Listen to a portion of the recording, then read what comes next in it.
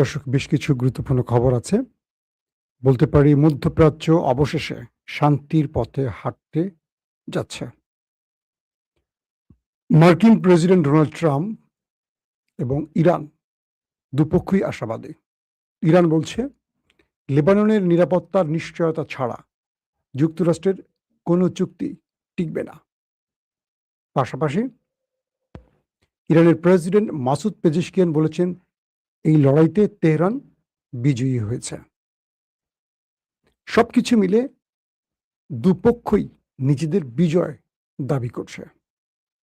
১০০ দিনেরও বেশি সময় ধরে চলা এই যুদ্ধের অবসান ঘটাতে অবশেষে ইরান ও যুক্তরাষ্ট্র একটি চুক্তিতে পৌঁছেছে, যা ইরানের পারমাণবিক কর্মসূচি ও নিষেধাজ্ঞা শিথিলকরণ বিষয়ে বিস্তারিত আলোচনার পথ প্রশস্ত করেছে।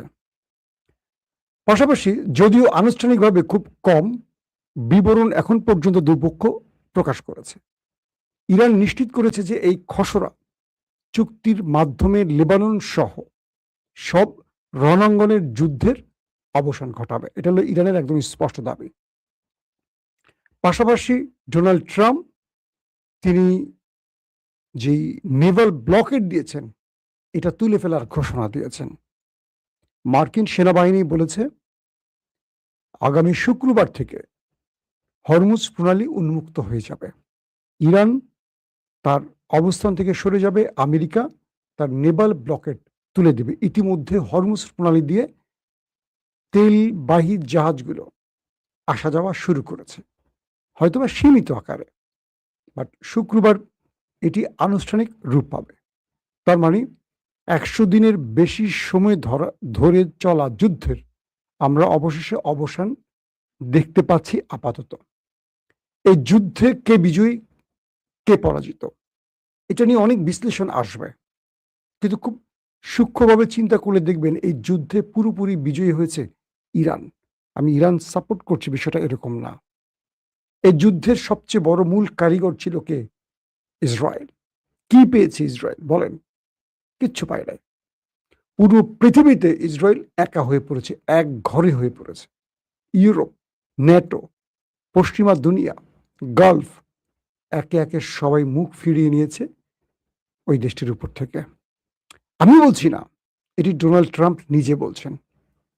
যখন ইরান এবং আমেরিকার শান্তি চুক্তি ব্যাহত করার জন্য লাস্ট অ্যাটাক ইসরায়েল লেবাননে করে বৈরুতে, তখন ট্রাম্প নেতানিয়াহুকে ফোন করেছেন লাস্ট, যখন ইরান তার মিসাইল রেডি করছে আবারও মারবে, তখন আমেরিকা ইরানকে রিকোয়েস্ট করছে যে আমাকে একটা সুযোগ দেওয়া হোক, তোমরা কোনো অ্যাটাক করো না, আমি নেতানিয়াহুকে বাধ্য করব অ্যাটাক বন্ধ করার জন্য, কারণ সে এই যুদ্ধটা আবার লাগাতে চায়। ট্রাম্পের এই যে শুভ বুদ্ধিটা হয়েছে, আমি মনে করি আগামীতে মার্কিন প্রেসিডেন্টের জন্য এই বক্তব্যটা খুব কাজে লাগবে। সে কি বলছে? যে তোমার এবং আমার মধ্যে যে যুদ্ধবিরতির পরিকল্পনা চলছে এটাকে ভেঙে ফেলার জন্য এই চক্রান্ত হয়েছে। এটা কি আমেরিকা নতুন বুঝলো, নাকি আগে থেকে বুঝতো কিন্তু না বোঝার ভান করতো বা নিজেদের স্বার্থে ওই দেশটিকে ব্যবহার করতো? যখন ইরান বুঝলো যে ট্রাম্প এমন একটি কথা বলেছে, তখন ইরান ট্রাম্পকে একটা রাস্তা দিল খুলে। ওকে ফাইন, তুমি যেহেতু এই কথাটি বলছো, এই কথাটি আগে আমরা বলেছি যে সে এই যুদ্ধে মধ্যপ্রাচ্যকে উত্তপ্ত করে সে তার লাভ ঘরে তুলতে চাচ্ছে, তার গ্রেটার ইসরায়েল তৈরির নীল নকশা বাস্তবায়ন করতে চায়। তখন ট্রাম্প এই পক্ষে কোনো ইয়েস নো কিচ্ছু বলেনি। যখন ট্রাম্প নিজেই বলছেন যে সে অন্য কিছু চাইছে পর্দার আড়াল থেকে, তখন ইরান বুঝতে পারছে এবং ইরান অ্যাটাক করেনি। বিনিময়ে ইরান বলছে আমার দুটো দাবি আছে, এই দুটো দাবি তোমাকে পূরণ করতে হবে। মানে আমি ইসরায়েলে অ্যাটাক করব কি করব না, সেই জন্য আমার দুটো দাবি আছে। এই ফাঁকে আবার ইরান দুটো দাবি বাস্তবায়ন করে নিয়েছে। ট্রাম্প দ্রুত তার জব্দকৃত অর্থ দেওয়ার অনুমতি দিয়ে দিল, পাওয়া শুরু হয়ে গেল। কয়েকটি দেশ থেকে বেশ ভারী অঙ্কের টাকা ইরান পেয়ে গেল। পাশাপাশি তার যেই নেভাল ব্লকেট এটাকে তুলে ফেলার ঘোষণা দিতে বলল। ট্রাম্প ঘোষণা দিয়ে ফেললো, এখন ইরানের তেল গ্যাস অবাধে যাতায়াত শুরু করতে পারবে, করা শুরু হয়ে গেছে। তো এখন আমাদের সামনে দুটো বিষয় আসছে। ইরানের সামনে যে বিশাল চ্যালেঞ্জ ছিল, ইরান সেই চ্যালেঞ্জ উতরে গেল। কিভাবে? এই যুদ্ধে প্রথম মনে করা হয়েছিল যে ইসরায়েল এবং আমেরিকার বিরুদ্ধে ইরান কতক্ষণ দাঁড়িয়ে থাকবে। ইরান তার শক্তিমত্তা, সাহসিকতা, আপোষহীনতা দিয়ে প্রমাণ করেছে সে বিশ্ব শক্তির সামনে দাঁড়াতে পারে। এই একটি মেসেজ ইরানকে আজকে বিশ্বময় জনপ্রিয় করে তুলেছে। একদিকে নেতানিয়াহু কোণঠাসা হয়ে গেছেন, একগোরে হয়ে গেছেন। ট্রাম্প বলছে তোমাকে কেউ পছন্দ করে না, সবাই তোমাকে ঘৃণা করে। ট্রাম্প বলছেন তোমার কারণে আমাকেও ঘৃণা করে, তোমাকে বাঁচাতে গিয়ে আমি নিজেই মরার পথে। যদি আমি ইরানকে অ্যাটাক না করতাম, তোমাকে কয়েক ঘন্টার মধ্যে নির্মূল করে ফেলতো। ওরা নিউক্লিয়ার বানিয়ে ফেলছিল। ওরা তোমার উপরে বড় আক্রমণের পুরো পরিকল্পনা করে নেমেছিল। আমি তোমাকে বাঁচিয়েছি নেতানিয়াহু। কে বলছে? ট্রাম্প। আর তুমি আমার কথা শুনছো না। তুমি আমি ছাড়া শূন্য, আমি সরে যাই, তোমাকে মেরে তক্তা বানিয়ে ফেলবে। বিষয়টা হলো এরকম। ট্রাম্পের এই বক্তব্যে হুঁশ ফিরে পেয়েছে কি নেতানিয়াহু, নাকি নেতানিয়াহু নতুন কোনো পরিকল্পনা করছে, সেটা আল্লাহ ভালো জানে। তবে শক্ত অবস্থান নিয়ে ট্রাম্প নেতানিয়াহু লেবাননে অ্যাটাক বন্ধ করেছে এবং শেষ পর্যন্ত শান্তির দিকে যাত্রা শুরু হয়েছে ট্রাম্পের জন্মদিনের, অর্থাৎ গতকাল তার ৮০তম জন্মদিন ছিল সেই দিনটি থেকে। এখন পুরো পৃথিবী ইরানের দিকে ঝুঁকে পড়ছে। বিভিন্ন দেশ ইরানকে টেলিফোন করে অভিনন্দন দিচ্ছে যে তোমরা বিজয়ী, তোমরা বিজয়ী, তোমরা বিজয়ী। আর ইসরায়েল ঘরের কোণে বসে জাবর কাটছে। আর ট্রাম্প একাই বলছে আমি বিজয়ী, আমি বিজয়ী, আমি বিজয়ী। কারণ ট্রাম্প বলছে যে ইরান আমাকে দুটো ওয়াদা দিয়েছে। এক, সে হরমুজ থেকে আটল নেবে না, আর ইউরেনিয়াম বাড়াবে না, বরং কমাবে। আর ইরান বলছে যে না, ট্রাম্পকে আমরা বলিনি যে আমরা টোল নেব না। আমরা ট্রাম্পকে এইটুকু বলেছি আগামী 60 দিন, 60 ডে, 60, বুঝতে পারছেন তো? আগামী 60 দিন, 2 মাস আমরা টোল নেব না। এটা সবার জন্য, অর্থাৎ নতুন একটি শোরুম খুলছে ইরান, ধরেন একটা নতুন আউটলেট খুলছে, সবাইকে একটা বোনাস দিচ্ছে, ফ্রি। এখন তোমরা যারা যারা আসবে সব ফ্রি। 2 মাস পর থেকে কিন্তু টাকা নেব। দেখবেন অনেক ওয়েবসাইট আছে আপনার ফ্রি ভার্সন থাকে। এই ফ্রি ভার্সনটা যখন সবার কাছে, মানে ফ্রি ভার্সন পেয়ে সবাই যখন ঢোকে, সবার কাছে যখন এটা জনপ্রিয় হয়ে যায়, হঠাৎ করে বাই সিস্টেম চলে আসে, কেনার সিস্টেম চলে আসে, আর ফ্রি থাকে না। তো ইরান বলছে যে ট্রাম্প যেটি বলছে এটা পূর্ণাঙ্গ সত্য নয়। কারণ ট্রাম্পের ফেস সেভিং লাগবে, এই কথাটা বলতে হবে জাতিকে যে ইরান বলছে টোল নেবে না। ইরান বলছে টোল নেবে না, 60 দিনের জন্য নেবে না। 60 দিন সবাইকে ফ্রি। এত বছর, এত যুগের পর যুগ ফ্রি রাখছে না সবাইকে। ইরান তো টাকা নেয়নি। এখন ইরান টাকা নেবে 60 দিন পর থেকে, বাট সেটা একটা মেনটেন্যান্স ফি নামে টোলটা নেবে, ঘুরিয়ে পেঁচিয়ে নেবে আর কি ইরান। দেখেন যে কথাটি বললাম বা যে থাম্বনেল দিয়ে ভিডিওটা শুরু করলাম, কপাল খুললো কার? ইরানের। কিভাবে? এই যুদ্ধে ইসরায়েল তার মিত্র হারালো, আমেরিকা তার পশ্চিমা দুনিয়ার মোরলীপনা থেকে ছিটকে পড়লো, কারণ ন্যাটো, ইউরোপ তার পাশে দাঁড়ায়নি। গালফ কান্ট্রি তাকে শেষ পর্যন্ত বাধ্য করছে যুদ্ধবিরতি ঘটাতে, তাকে সাহায্য করেনি ছিটে ফোটা কিছু দেশ ছাড়া। এবং এক প্রকার ইরানের মতো একটি নিষিদ্ধ রাষ্ট্র, কারণ ইরানকে পশ্চিমা দুনিয়া স্যাংশন দিয়ে নিষিদ্ধ করে রেখেছে কয়েক দশক ধরে, সেই ইরানের বিরুদ্ধে একটি ন্যাটো দেশ আসেনি, একটি ইউরোপীয় দেশ যুদ্ধ করতে আসেনি। অথচ এতদিন ইউরোপ, ন্যাটো, আমেরিকার এক ডাকে চলে আসতো, ইরানের বিরুদ্ধে যুদ্ধ করেনি একটি দেশও। কে করলো? Israel, America. আর লুকিয়ে চপিয়ে আরবের কিছু দেশ ফাঁকা ফুকা দু একটা মারছে যুদ্ধ বিমান বা মিসাইল দিয়ে, তা অস্বীকার করেনি। তো এই যুদ্ধে নেতানিয়াহু একগরে হলো, ট্রাম্প একা হয়ে পড়লো। আগামী নির্বাচনে ট্রাম্প তার পরাজয় মোটামুটি নিশ্চিত করে ফেললো। ইরান কি পেল? আসেন ইরান এটা বলি একটা একটা করে। এই যুদ্ধে ইরান তার কয়েক দশক ধরে নিষিদ্ধ থাকা অবস্থা থেকে মুক্তি পেল। অর্থাৎ এখন ইরান আস্তে আস্তে তার পণ্য বিশ্ববাজারে সেল করতে পারবে। তেল, গ্যাস বিক্রি, আদার্স ইরানের অনেক পণ্য রয়েছে, এখন বিশ্ববাজারে যাবে। তার উপর থেকে যে নিষেধাজ্ঞা, এগুলো উঠে যাবে। তেল ইরান মধ্যপ্রাচ্যের চেয়ে একটু কম দামে বিক্রি করবে না, একটু মানে ভালো দামে বিক্রি করবে, কম দামে।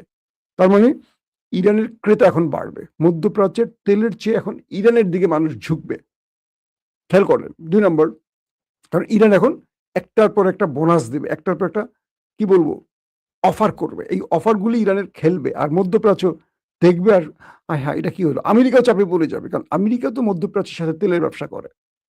তারপরে দেখেন ইরানের যেই টাকাগুলো জব্দ ছিল $24 বিলিয়ন, কল্পনা করেন।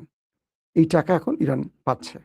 তার মানে ইরান তার বিশাল অর্থনৈতিকভাবে একটা ধাক্কা সামলাবার সুযোগ পেয়ে $24 বিলিয়ন মার্কিন ডলার। ইরানে মার্কিন ডলারের সংকট ছিল। মানে কয়েক শত মার্কিন ডলার আনতে ইরানের ট্রাক ভরে তার নিজের কারেন্সি দিতে হয়। এত মান কম ইরানের টাকার। তারপর হরমুজ প্রণালীতে ৬০ দিন পর থেকে টোল আদায়। তার মানে প্রতি বছরে বিলিয়ন বিলিয়ন ডলার ইরানের ঘরে আসবে। ইরান তার তেল বিক্রি করবে বিশ্ববাজারে। তার টাকা আসা শুরু হবে। খেয়াল করেন ইরান যদি আরেকটি শর্ত যোগ করেছিল, তার হরমুজ প্রণালী দিয়ে যে সাবমেরিন কেবলটি গেছে, ফাইবার অপটিক বা যেটা ইন্টারনেট কেবল, এখান থেকে বড় অঙ্কে টাকা চার্জ করবে। এখান থেকেও একটা বড় টাকা আসবে। টাকা আর টাকা। ইরান এই যুদ্ধে আয়াতুল্লাহ আলী খামেনিকে হারিয়েছে, কয়েকজন শীর্ষ ব্যক্তিকে হারিয়েছে। এদের প্রত্যেকেরই বয়স ৮০-এর উপরে। হয়তো কারো কারো কয়েকজন শীর্ষ কমান্ডার ছিলেন যাদের বয়স ৬০-৭০-এর মধ্যে ছিল। কিন্তু ইরান ওই ব্যক্তিদের মৃত্যুর মধ্য দিয়ে জাগ্রত হয়েছে এবং ইরান একটা নতুন ফরম্যাটে গেছে। আর আপোষ নয়। আগের ইরান অ্যাটাক করত, জবাব দিত, আপোষও করত, যুদ্ধবিরতি করত, সবই করত। আর এখন ইরান প্রতি অ্যাটাকের ১ ঘন্টার মধ্যে জবাব দিত। আগের ইরান সময় নিত, এখনকার ইরান সময় নেয় না। আগের ইরান মধ্যস্থতাকারী আসলে মেনে নিত, এখনকার ইরান মধ্যস্থতাকারীকে ১৪ বার ফেরত পাঠায় আমেরিকাকে, বলে আগে আমার শর্ত মানো। ইরান তার প্রত্যেকটা শর্ত মানতে বাধ্য করেছে একটা দেশকে, তারা কারা? পরাশক্তি আমেরিকা। ডোনাল্ড ট্রাম্প একটা করে ইরানের সব শর্ত মানতে বাধ্য হয়েছে। ডোনাল্ড ট্রাম্পের কোনো শর্ত ইরান মানে নাই। তাহলে যুদ্ধে পরাজয় কার আর জয় কার বোঝা গেছে? কিন্তু ট্রাম্প নিজেকে বিজয় ঘোষণা করছে। এইটি তাকে করতে হবে। এটি না করলে তার রাজনীতি শেষ। মধ্যবর্তী নির্বাচনে সে হারবে। আসেন, মধ্যপ্রাচ্যের সাথে ইরানের আরেকটি লাভ, মধ্যপ্রাচ্যের সাথে ইরানের দূরত্ব কমে আসছে। অর্থাৎ আরব দুনিয়া ইরানের সাথে এখন ধীরে ধীরে সম্পর্ক বৃদ্ধি করবে তার নিরাপত্তার জন্য। কি রকম? আপনি আমাকে শত্রু বানিয়ে রাখলে আমি আপনাকে খোঁচাবই। আপনাকে পেছন থেকে বাঁশ দেওয়ার জন্য আমি কাজ করব। কিন্তু আপনি যখন আমাকে বন্ধু বানাবেন, আপনি যখন অনেকগুলো কোলাবোরেশনে আমাকে যুক্ত করবেন, অনেকগুলো ফরম্যাটে আমাকে নিবেন, অনেকগুলো বিয়ের দাওয়াতে আমাকে দাওয়াত করবেন, অনেকগুলো বিভিন্ন অনুষ্ঠানে আমাকে অতিথি করবেন, আমাকে আপনার পাশে বসাবেন, আমি আপনার মধ্যে যে দূরত্বগুলো কেটে যাবে, আস্তে আস্তে আমরা বন্ধু হব। তো সৌদি আরব, আরব আমিরাত বা আরব কান্ট্রিগুলো ইরানকে এতদিন শত্রু মনে করত। ইরান সেই জায়গা থেকে ইরানের অবস্থান পরিবর্তন করেছে, পাকিস্তানের মাধ্যমে আরব এবং ইরানের মধ্যে একটা সম্পর্ক সৃষ্টি করেছে, যেটি আমরা দেখলাম আরব আমিরাত $10 বিলিয়ন মার্কিন ডলার ইরানকে ফেরত দিয়েছে। তার মানে আরবের সঙ্গে ইরানের দূরত্ব কমে গেছে। আর এখানেই সবচেয়ে বড় ধাক্কাটা খেয়েছে ইসরায়েল। এতদিন জুজুর ভয় দেখিয়ে আমেরিকা গালফে তার যে বেসগুলো বসিয়ে রেখে পেট্রোডলার পকেটে করে বাড়ি ফিরেছিল, যেই জুজুর ভয় দেখিয়ে ইসরায়েল আরবকে মানে ইরানের ভয়ের মধ্যে রেখে নিজের সুবিধা আদায় করেছিল আরবে বসে, সেই রাস্তাগুলো এখন বন্ধ হবে। এখন সেই জায়গাগুলোতে ইরান ঢুকে পড়বে, আস্তে আস্তে ইরান ঢুকে পড়বে এবং ইরান নিজেই মধ্যপ্রাচ্যকে বলবে তোমাদেরকে আমি নিরাপত্তা দিব, আমি থাকলে আর কাউকে লাগবে না। কারণ ওই 2টা দেশ মিলে তোমাকে বাঁচাতে পারে নাই, আমি তোমাকে পারবো। তো এই জায়গাটা ইরান ঢুকে পড়বে এবং ইরানের সাথে আরবের বাণিজ্যিক সম্পর্কটা বাড়বে। এখানেও ইরানের লাভ, আরবেরও লাভ। এরকম অনেকগুলো ক্ষেত্রে ইরানের পুরোপুরি লাভ। বিশ্ববাজারে ইরান এখন দাঁড়াবে, ইরানের ভাবমূর্তি চেঞ্জ হবে, ইরান প্রত্যেকটা ফোরামে দাঁড়াবে, জাতিসংঘের শক্ত ভূমিকা থাকবে। বিশ্বের কাছে ইরানের গুরুত্ব বেড়ে গেছে। ইরান মধ্যপ্রাচ্যের এখন পরাশক্তি। ইরান মধ্যপ্রাচ্যের এখন সবচেয়ে পাওয়ারফুল রাষ্ট্র। মধ্যপ্রাচ্যে সবাইকে এখন ইরানকে কর্নিশ করে চলতে হবে, সেলুট দিয়ে চলতে হবে। ইভেন ট্রাম্প, ইসরায়েল নতুন করে ইরানে আক্রমণের আগে এখন 100 বার ভাববে যে একবার আক্রমণ করে আমাদের কি কি হারাতে হয়েছে, এবার আক্রমণ করলে কি কি হবে। মানে এখন কোনো ছুতোয় ইরানকে আক্রমণ করার আগে তাদের অনেক বিষয় চিন্তা করতে হবে। এক, আমেরিকা আক্রমণ করে ট্রাম্প তার ক্ষমতা হারানোর পথে। আমেরিকার পরাশক্তির তকমা থেকে ছিটকে পড়ার অবস্থা। এক ইসরায়েল এক ঘরে হয়ে গেছে। সব দিকে তাদের ক্ষতি। এই অবস্থায় ইরান একটা বড় ফ্রেমে তার বিজয়টা পেয়েছে। ইরানের জনগণ রাস্তায় নেমে এখন উৎসব করছে। পাকিস্তানকে সবাই ধন্যবাদ দিচ্ছে, কারণ এখানেই সবচেয়ে বড় পাওয়ারফুল পজিশনে কাজ করছে পাকিস্তান। একদিকে পাকিস্তান ইরানকে সেভ করছে গোপনে, অনেকগুলো ভালো ভালো কাজ করেছে। ধারণা করা হচ্ছে ইরানের অনেক গুরুত্বপূর্ণ ব্যক্তি পাকিস্তান যুদ্ধ মনিটর করেছে। অর্থাৎ ইরান এবং পাকিস্তানের সীমান্ত অঞ্চল আছে, যদিও ফ্লাশ করছে না কেউ, কারণ এই ফ্লাশটা করলে পাকিস্তানের অবস্থাটা দুর্বল হয়ে যাবে আমেরিকার কাছে। কারণ বর্তমান আসিম মনির সরকারের সাথে ট্রাম্পের খুব ভালো মধুর সম্পর্ক আছে। তো সেই জায়গাটা পাকিস্তান সুবিধা নেওয়ার জন্যই কাজটি করছে। একদিকে গোপনে ইরানকে সহযোগিতা করেছে, তাদের যুদ্ধ বিমানকে গোপনে আশ্রয় দিয়েছে, তাদের অনেক সামরিক ব্যক্তিরা যারা টার্গেট আমেরিকা ইসরায়েলের, তাদেরকে পাকিস্তান তাদের মধ্যে আশ্রয় দিয়েছে, এমনও কিছু কিছু অভিযোগ পাওয়া গেছে। পাশাপাশি প্রতি মুহূর্তে পাকিস্তান ইরানের স্বার্থকে বুঝেই ট্রাম্পের সাথে দুতিয়ালি করেছে। অর্থাৎ ট্রাম্পের বক্তব্য, ট্রাম্প তো ধরে আমি একটা জিনিস বোঝাই, একসময় ব্রিটিশরা যখন ছিল উপমহাদেশের রাজা হয়ে বাদশাহ হয়ে বসেছিল, তখন হিন্দু মুসলিমরা কিন্তু একসাথে ছিল। ব্রিটিশ ছিল তাদের প্রধান শত্রু। তো হিন্দু মুসলিমরা এখন যেমন একটা জাতি বিদ্বেষ তৈরি হয়ে গেছে, তখন এরকম খুব একটা ছিল না। তখন এই হিন্দু মুসলিমরা মিলেই কিন্তু ব্রিটিশ খেদিয়েছে। ব্রিটিশরা আবার করছে কি, দুইটা গ্রুপের মধ্যে বিরোধ তৈরি করে তারা এই দেশ ছেড়ে চলে গেছে। তো আমেরিকা সাদা চামড়ার, তো এরা যেমনই হোক এদের বিষয়গুলি পাকিস্তান বা ইরান বোঝে। এরা এদের স্বার্থে পাকিস্তানকে চুমু খাচ্ছে, আবার স্বার্থেই পিছন থেকে বাস দেবে। তো পাকিস্তান সব বুঝে শুনেই এই দুতিয়ালিটি এমনভাবে করেছে যেন এখানে শেষ পর্যন্ত বিজয়টা ইরানের পক্ষে থাকে, আবার ট্রাম্পও খুশি থাকে। ট্রাম্পের কাছেও পাকিস্তানের গুরুত্ব বেড়েছে, এবং এই আলোচনার মধ্য দিয়ে পাকিস্তান ভারতকে অনেকগুলো মেসেজ দিয়েছে যে বিশ্ব শক্তির অন্যতম আধার আমেরিকা এবং ইরান, এই মুহূর্তে সবচেয়ে পাওয়ারফুল পজিশনে থাকা ইরান এক পাকিস্তানকে গুরুত্ব দিতে পারে। পাকিস্তান এখন মানে কি বলবো, গ্লোবাল অ্যাফেয়ার্স একটা খুব দুর্দান্ত পজিশনে চলে আসছে, আর ছিটকে পড়েছে পাকিস্তান ভারত। এখন দক্ষিণ এশিয়ায় পাকিস্তানকে আমরা এই যুদ্ধ বন্ধের যে ভূমিকা পাকিস্তান পালন করেছে, এই জন্য একটা ক্রেডিট আমরা দিতে পারি। এটা নরেন্দ্র মোদী আবার সেখান থেকে ছিটকে পড়েছেন, জায়গা তৈরি করে ফেলেছেন আসিফ মনির বা শাহবাজ শরীফ। যদিও ইমরান খানের জন্য তাদের আবার নিচে নামতে হচ্ছে, কারণ আজকেও ইমরান খানকে পিমস হাসপাতালে তার চোখের চিকিৎসায় আনা হয়েছে, তার চোখে ইনজেকশন করা হয়েছে, তার স্বাস্থ্য পরীক্ষা চলছে, তার অবস্থা খুবই খারাপের দিকে যাচ্ছে। আসিফ মনির তাকে আস্তে আস্তে স্লো পয়জনিং করে এভাবে মেরে ফেলার দিকে নিচ্ছে। পাকিস্তানিরা জেগে উঠছে না।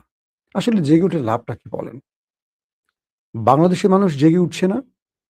15.5 বছর পর হাসিনাকে তাড়িয়েছে না। কি পরিবর্তন হয়েছে বলেন আমাকে কেউ? পরিবর্তন দেখছেন কোনো? আজকে ব্যাংকে গিয়েছিলাম টাকা তুলতে, দেখি শত শত মানুষ ইসলামী ব্যাংকের দাঁড়িয়ে আছে, টাকা ঠিক মতো পাচ্ছে না। মানে ওই যে আতঙ্ক তৈরি হয়েছে, টাকা পাবো কি পাবো না।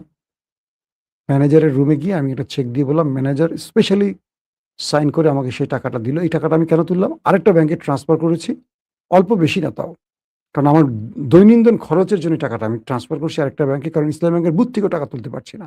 না খেয়ে মরবো নাকি? আওয়ামী লীগের সময় কাজটা হয় নাই।